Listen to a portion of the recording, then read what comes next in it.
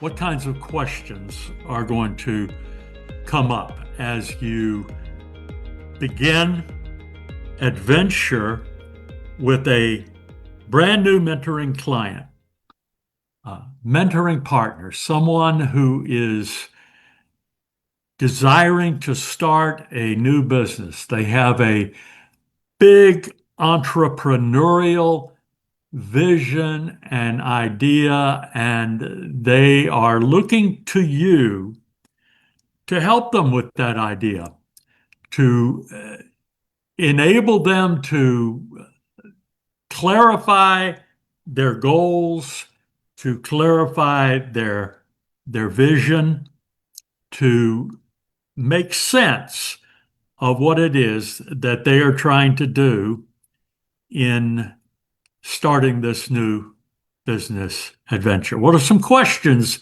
you can use to help them share with you not only their expectations, but their dreams, their hopes, their baseline? I'm going to give you just some brief slides on that as a starting point in our training. We use this training with SCORE. Perhaps you have business acumen and experience, and you have come to the place in your life where you're ready to give back, and you would like to explore what it means to become a SCORE volunteer mentor. We will train you, we will equip you, we'll give you tools. Go to score.org and look for the buttons that say volunteer, and we will be in touch very soon. Perhaps you are out there in the world and you're already a mentor or a coach and you're looking for some tools. These are available to you. Perhaps you are looking for a mentor or a coach. There are many ways to find one, but if you would like a free SCORE mentor, go to score.org/find-mentor, and someone will be in touch with you very, very soon. It's absolutely without cost to you. Okay, here's a question that we really suggest you consider asking. What inspired you to start this business? It's really important that people get in touch with their own inspiration and their motivation, not only in a general way, well, what inspired you to go into business, but this business, this particular business. And then what do you do after you ask a question? Well, when you ask a question, you stop talking and you give them a chance to answer. And don't anticipate their answer and spout it out. Even if they pause, even if they hesitate, give them room, and then be considering what your follow-up questions might be, but not at the cost of actually listening. What does success look like to you in 1, 3, and 5 years? Sometimes I phrase this question in a particular way. It's X number of years from now. You're waking up in the morning. What are you doing? How are you living? What does your business look like? A third question on vision and goals is, what's your personal why behind this venture? This is messing up my recording, but I want you to know how human I am. I have a why for this, and it's a big one. I love to see people succeed. Okay, ask them to talk about why they want to do this.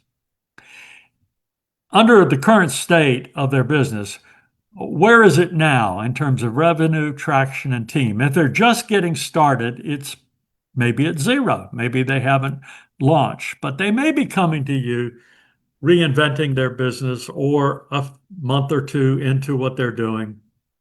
What milestones have you hit so far? And what are the biggest challenges that you're currently facing? Now, if they haven't done anything, you might ask it this way. What are the challenges that you anticipate along the way? Okay, I'm going to keep this short today because this is just wading in the water. We can talk more later on.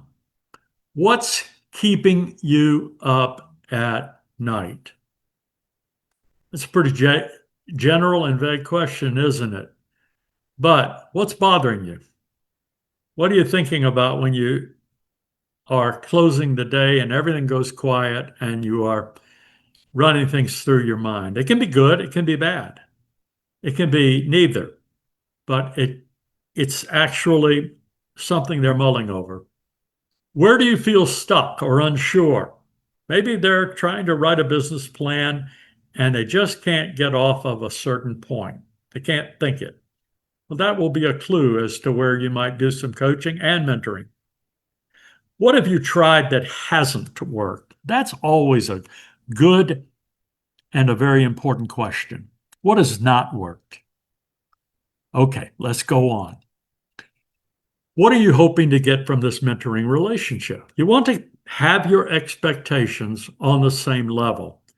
What would you like to see come of all this? And let them talk. You know what you are bringing to the relationship, possibly, but maybe you have things that you can bring that you're not aware of. Or maybe the expectations are different. Can you fix that? Can you meet somewhere? Or do they need another mentor? Well, in the SCORE volunteer organization, we have 10,000 to choose from. So sometimes we make a better fit. What specific areas do you want advice or accountability on? I often ask this. What would you like for me to hold you accountable for? What would you like for me to ask you about? And what would you like advice about? Take notes or have a note taker recording device available, but make sure you get this. Make sure you hear this. How do you prefer to receive feedback? Direct, collaborative, data-driven? Now, you have some of your ideas on how you like to do this, but it's really important that you understand what the client wants. How often would you like to meet? Well, I often will suggest, and I'll say it this way, many of my clients like to meet once a week in the beginning. How's that? Maybe they're not many. Maybe they need more time between meetings to get their homework done. Let's find out so that we can get our expectations in the same place. What's the best way to stay in touch between sessions? Is it email? Is it text? Is it a possible phone call? Is it, oh, those are the three that would be most likely. You may have a social media presence or a website where you have give and take with your clients between sessions, and that would be a way to stay in touch. And do you prefer structured agendas or more free-flowing discussions? Well, this is kind of a area where your styles need to meet, and you will find that. But remember that when you're coaching and when you're mentoring, this is a very client-centered and client-driven activity. And you want to do your best to meet the client where they are and to offer the client the style and the opportunity and the communication mode that most meets their needs. Obviously, you have boundaries, they have boundaries, everyone else has boundaries, but you need to know where they are in this process so that you can be most helpful to them.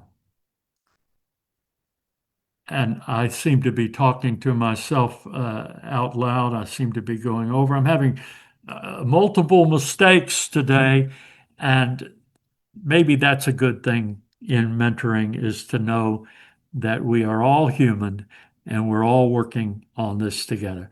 Well, hopefully you've got some questions that you can ask and you have some tools for your first session.